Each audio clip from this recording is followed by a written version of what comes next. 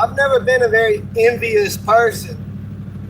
It's probably why I'm not a communist. And I've never really understood it.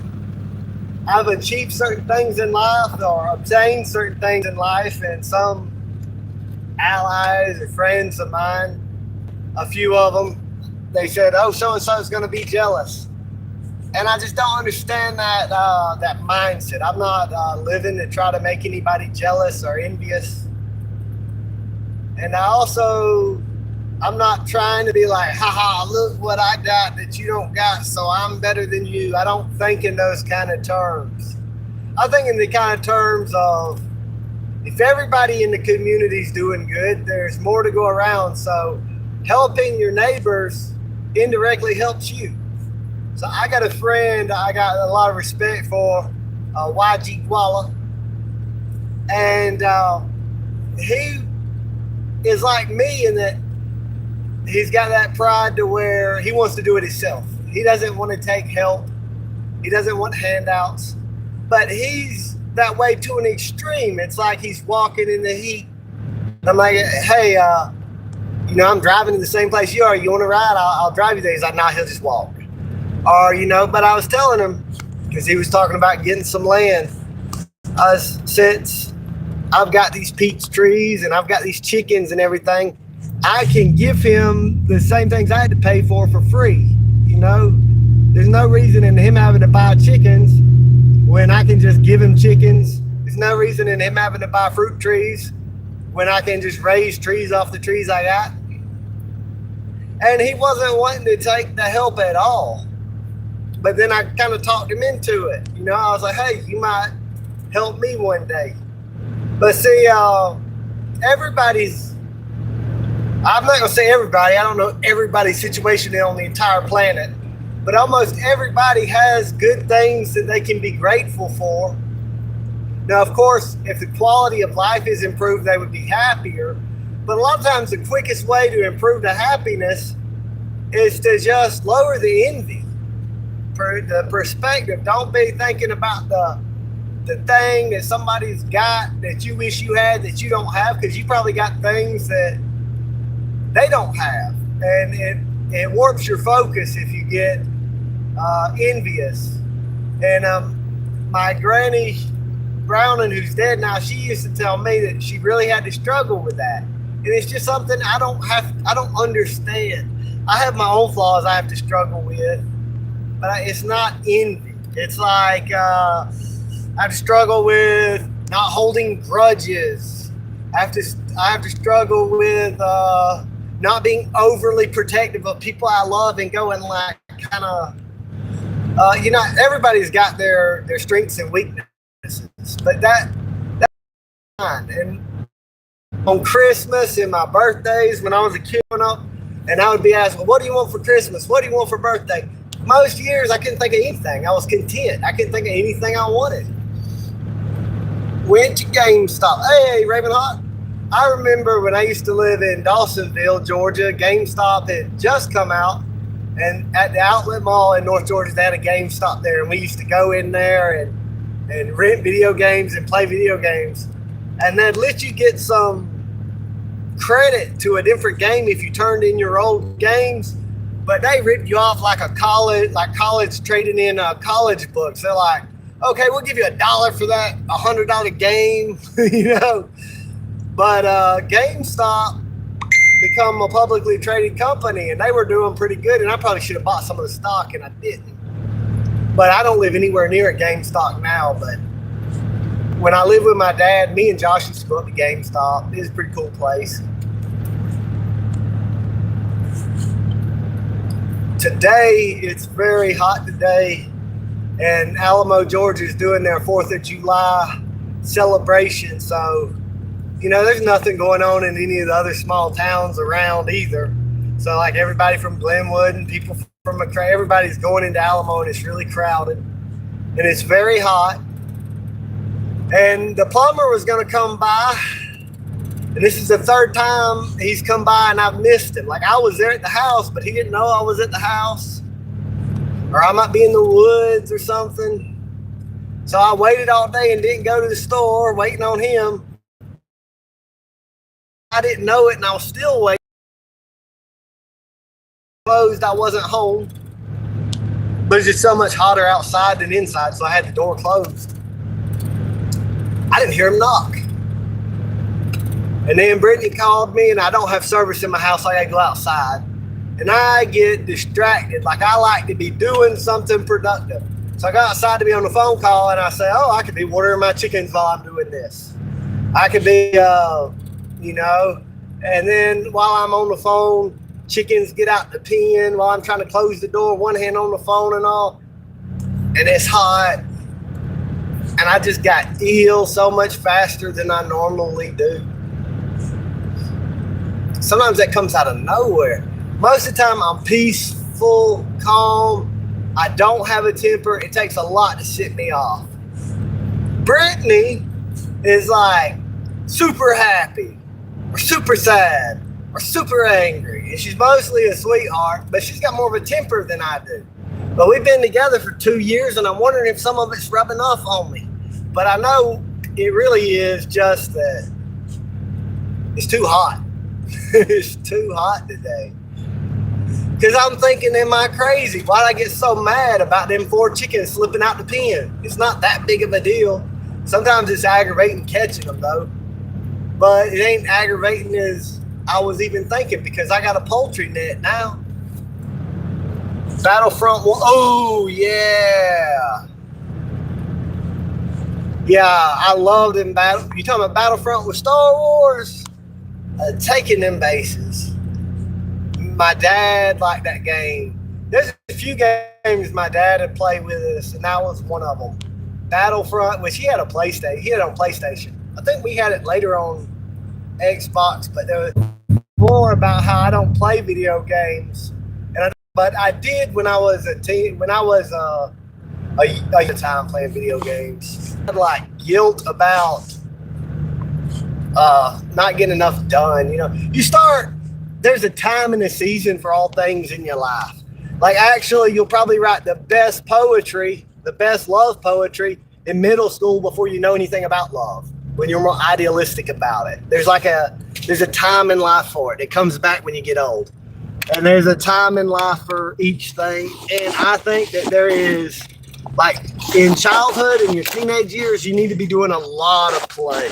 Play sets the groundwork to learning a lot of things and socializing, all kind of different things. And you need to play as an adult too, and not take life too seriously. But then you kind of move into different phases. Like in your 50s, you need to be doing like less work and more mentorship. More making sure things are done right and showing the younger people how to do it. You need to really bust your ass and work really hard in your 20s and 30s before your muscle pain and all is too much and everything. And I am not in any way against gaming, you know, or anybody's, everybody's got something they do to relax. I know, like sometimes there's a guy and he wants to get off work. He wants to drink one beer and relax. So he wants to smoke one joint and relax. And his girlfriend comes to him, complains about every negative emotion she's felt the whole day. And then he drinks another one. And she said, how are you always drinking? But he wouldn't even be drinking another one if he could just get that. And that's how it is. Like, some people try to demonize gaming and take it away from people. And it's not bad. There's a play circuit in the brain. There's a time and place for it. But the reason I avoid it is almost like the reason an alcoholic avoids alcohol is because I really will get on a video game and I will get hyper focused and I'll spend 6 or 8 hours I'll spend that whole day. I went over to my friend's house when I was, I don't know, maybe in 9th grade. And I hadn't seen him in 3 or 4 years. And he had this new video game. Forget what it was. And we just spent the whole time over there playing video games. And then it felt like all the time was wasted because we didn't even spend no time with each other. I'm going to run in this. I'll be right back. I'll just keep the live going. And then I got to go to Glenwood.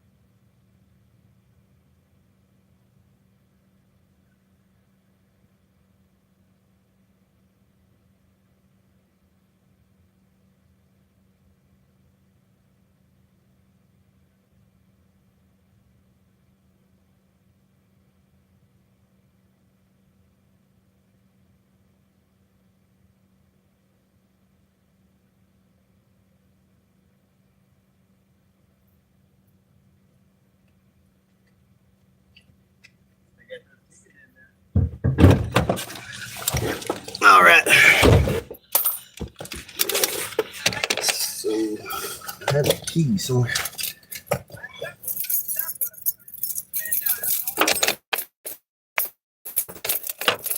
The key one gets stuck. No, don't do this. Don't break. Don't break. There we go.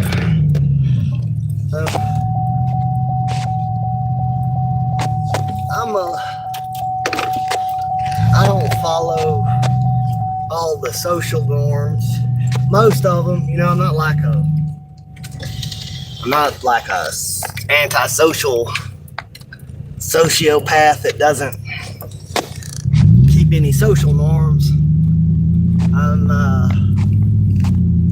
But I'm just, I'm not as social as everybody because I like my own company and I have a purpose-driven life. So, like if you are the type of person that doesn't have anything going on in your life and you just don't really want to self-reflect, or there's people that they live their whole life distraction to distraction. They always want to be entertained. They always want to be in a conversation, even if it's just small talk, even if it serves no purpose other than getting rid of the silence, And I'm not really like that. I like to have conversations about the ideas more than conversations about people. And I also want to know the reason why. For any kind of tradition or anything like that, I want to know the logical reason why. I don't want to just do stuff just to fit in or whatever. And I got a bone in my truck. A lot of people aren't just going to have a bone in their truck, but I have it the same reason the Seneca did. And I don't know if Brendan cleans it out, or a lot of times I'll put a bone in the truck. I got a bone in my house, got a bone in my hut. And I do not like celebrate death, or I'm not like a goth or anything like that. But I think it's kind of important to keep in mind that you are going to die, because it gives context to your life in a different kind of way. Because most of the time, we always live as if there's going to be another day. And I had a friend that died recently, Gary. He was a cook at the restaurant. And Gary didn't have a vehicle. He depended on rides to work. And he lived in the country, kind of in the middle of nowhere. And I used to go see him every now and then when I lived at the old house. But now, you move 10 more minutes away and you're going to see people a lot less. And he lost his job. He had some health problems. And I was going to go visit him. I was going to hand him some money. I was going to hang out with him a little while. And just some stuff come up. And so I was like, okay, I'll do it next week. And before next week, he was dead. And he hadn't messaged back. And then we figured out he was dead for 4 days before anybody knew he was dead. And he wanted to come up and see the property. And I was going to bring him, but I kept thinking, I'll do it the next week. You always think there's another day. We live like everyone we know is immortal and like we're immortal. And so that's kind of why I keep a bone in the truck. It's sort of a reminder of the and there's a beauty to that, of life being mortal. That there is, when you give somebody your time, you're giving them something more than if you were an immortal God. You'll never get that time back. And it's good to remind you not to waste time with the wrong people. You see, I had a lot of friends that were essentially parasites. They preyed on my empathy. They preyed on me wanting to. I come from a broken home. I want to fix problems. I come from pain. I want to heal. And I had these people, I knew they were no good. They weren't good friends. But I like to feel needed or useful. And so I went through this character development where for my own survival, I had to grow a spine and learn the word no and say, no, I'm not going to do that. No, I'm not going to always, And I had a friend, a very manipulative friend, that come in and was telling me about how my other friends were just using me, and I saw how it was right. Not all of them. I've always had 2 or 3 good friends, but there's always a bunch of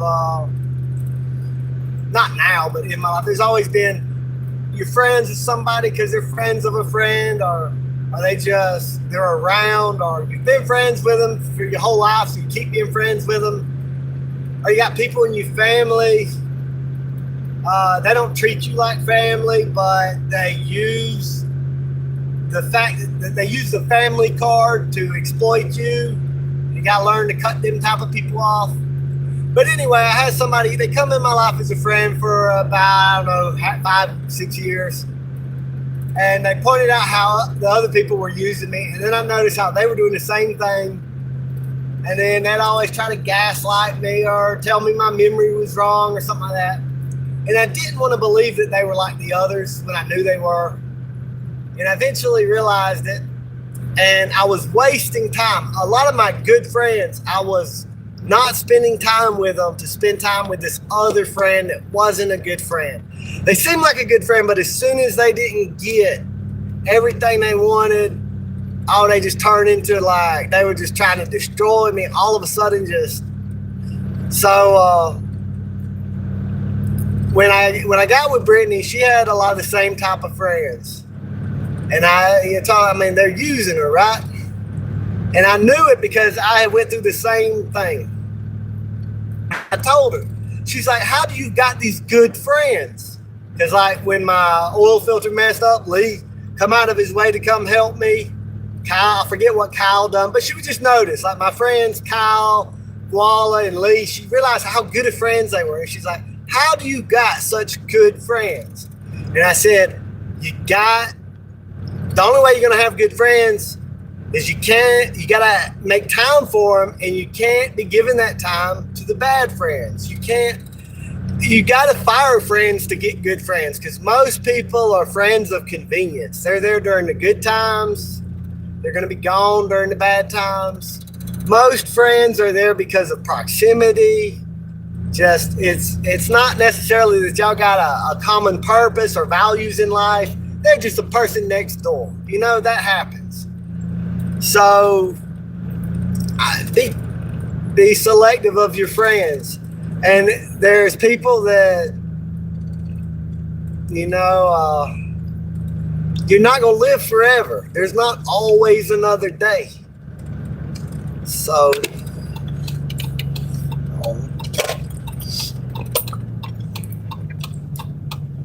now I'm in Glenwood. I got these coconut drinks. Let's see, read the comments. I wonder what happens after. I do too. I so wonder what happens after death. I wonder what happens at death. See, when I was a boy, I had a very active imagination. You know how young kids, like 2, 3, sometimes they can't tell the difference between their memories and their imagination. But then sometimes I wonder, because when I was a young boy, I had this memory like I was in a different place full of light. And there's like an old man there that looked young. He's like young and old looking at the same time. And the world was like dark with places of light in it. And it was like I was being given a choice, like, do you want to come here? And I kind of didn't because of the darkness, but it seemed like it's okay because there was some light. It's like, you want to go bring light here? And it just come into my imagination. And so I was raised Christian, so there could be explanations for this being, it's just your imagination, or maybe it's a demonic influence or whatever. Whereas in the East, they would say, well, maybe that's reincarnation, but we don't really, the church don't teach reincarnation.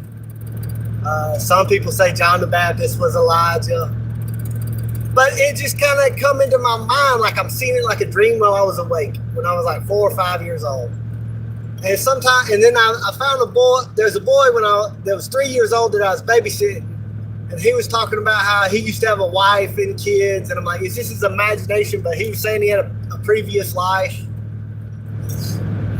And then it seems unfair to me, though, that you have to bet your soul. It's like if you don't honor Zeus, you're gonna go to hell.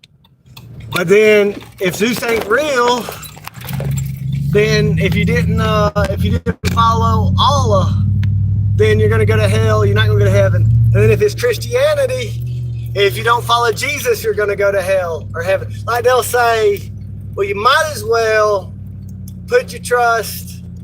You might as well believe, because you don't lose anything by not believing. And then you don't want to go to hell.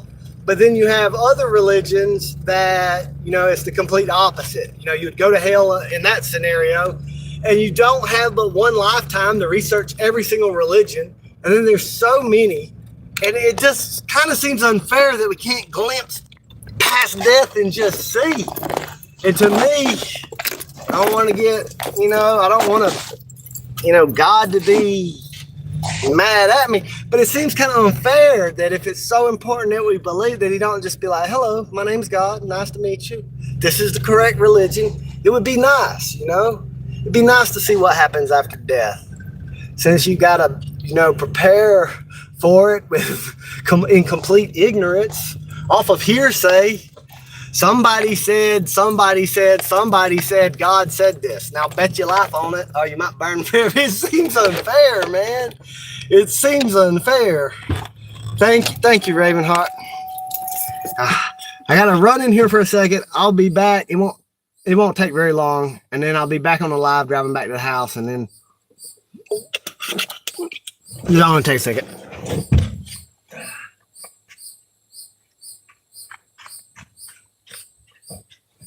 I forgot my billfold.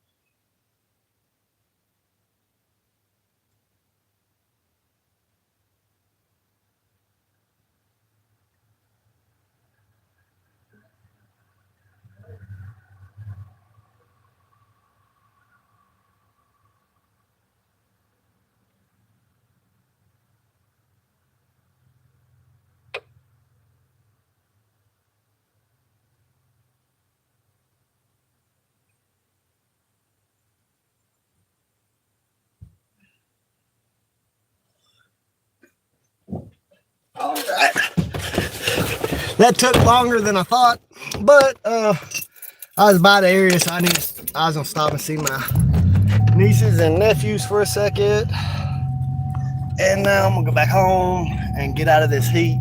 My trucks, whoa, man, back. I was trying to flip the camera around and kind of brag about how good I am at the truck. But anyway, it is hot, and there's no air conditioner in this truck. And for some reason, I rolled up the windows when I parked. Don't know why I did that. That was a mistake. Maybe so. Let's see. Also, we accidentally went to. What's it called? I forget.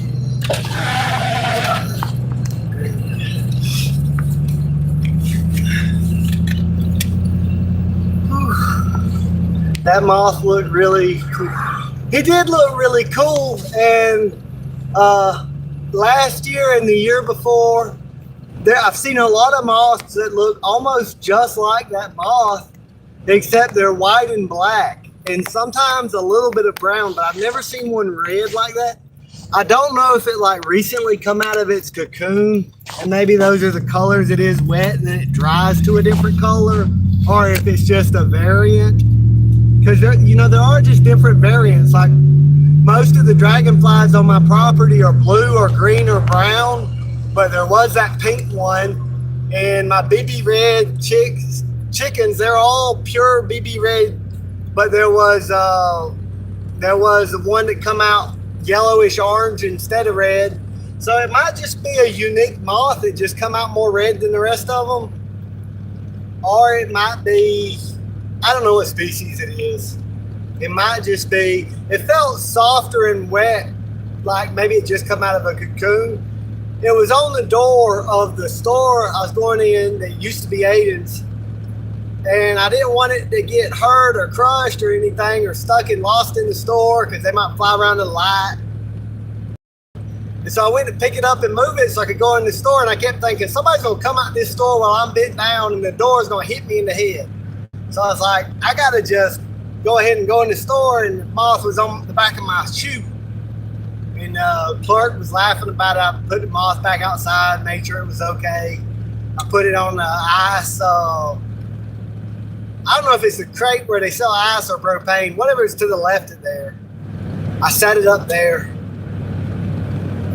Moths are not really attracted to light like you would think. It's not that they're trying to go to the light or trying to go to the flame. It's about navigation. So when you get high up in the air, you might not feel gravity pull as much. You got to know which way's up or down. Planes use gyroscopes, but bugs don't have those. So what they do is they keep their back to the sun or to the moon. That way they know which way's up and down. And when you got an artificial light, they're trying to keep their back pointed to the artificial light. And this causes them to go in a circle. You'll see them spinning around the light in a circle, a bee or a moth or a fly or something. They're confused. They've mistaken the light for the sun, and they've mistaken the direction of the light for up. And so then they just fly around in a circle till they get exhausted and die. And so that's why I didn't want the moth going in the store, because he'd probably fly up to them lights we can't reach. He'd probably spend his life flying around in a circle till he died. That's why I put his ass back out. Excuse my language, put it back outside. Something was touching the car. Yeah, I need more air in the tires, and I've had the brakes fixed, but it squeaked when I ran around that corner. I think it's because there needs to be more air in my tires, or maybe even when the mechanic fixed the brakes, maybe he didn't fix the brakes. I didn't brake. It wasn't the brake. The tires were squeaking, but I didn't brake. So it's definitely, I don't know. Also, I need more traction on my tires. Just when I worked in Vidalia, I wore them tires out so fast and new ones. So then I put back on the old ones, and I need some new tires. I probably need to slow down taking the curve too. I went in there and Kara, that's one of my nieces. She kept trying to keep me there. I wish I could have stayed there longer. But I'm going to see him this weekend. I'm going to see him this week, not this weekend. I got the week off of July 4th. And they've been wanting to come out and catch fish, but they come during like lunchtime. They come during the heat of the day when the fish ain't biting. And if their parents would bring them in the evening or the morning, I could get them catching some fish. I'm about to call Brittany. She tried to call me. But I just been slacking on the lives because I don't have no service at the property. So whenever I go drive somewhere, I normally have service, so I go live. I probably should keep a list of things to talk about so that when I do have a chance to go live, I'm ready for it. What about my island? I harvested corn off my island yesterday, and I got 2 big ears of corn and 2 small ears of corn, and then there's some corn that ain't ready yet. And I got a handful of pink-eyed peas off the island. The rice is growing good. And the water level dropped to where the island is above water, but the water's so high that it's still, the land that the rice is growing on is still like muddy and wet, so it doesn't have to be watered. So it's really like a perfect water level right now to grow things on the island with very little work. It was a lot of work to build the island, but now anything I grow on the island takes like no work. You don't have to water it. Animals don't go there to eat it. I just moved the drawbridge. None of the animals eat it. Anything else I plant in the woods, deer eat most of it, but not on the island. Where those pallets are beside the island, that's so I can stand there and drop rocks at certain places. I've got some rocks on the other end of my property that I'm going to haul over there. I'm going to start putting rocks and sinking rotten wood. And I'm basically going to double the size of the island, maybe triple the size of the island, because I want to be able to build a fire on the island without the heat of the fire chilling the garden on the island. So I need to make it bigger so I can do that. Because I'd like to be able to sit on the island, cook on the island, have a little garden on the island, but it don't really I don't even know why I built it, but I enjoy building it. What I was doing is when I was building the canal, I would spend all day building the canal, and then I would take me a break where I just kind of played around, built some pottery, built the island, and I was just kind of, it was kind of play. Like the canal was the real work and the island was just playing. And then the island started having like some beneficial uses. Well, wow, I could grow rice out here.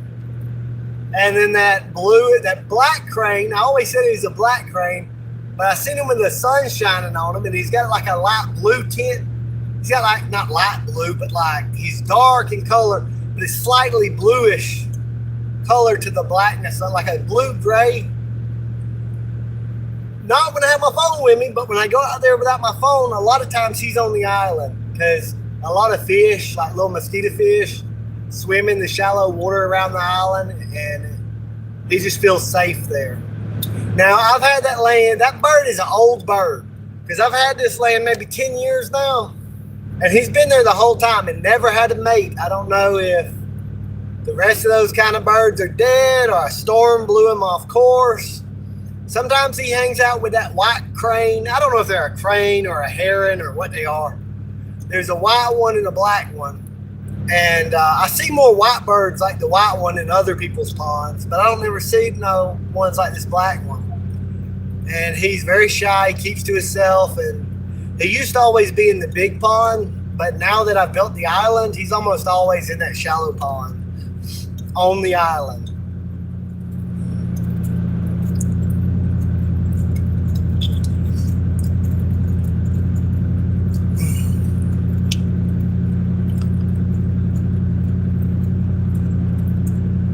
I'm in Alamo now.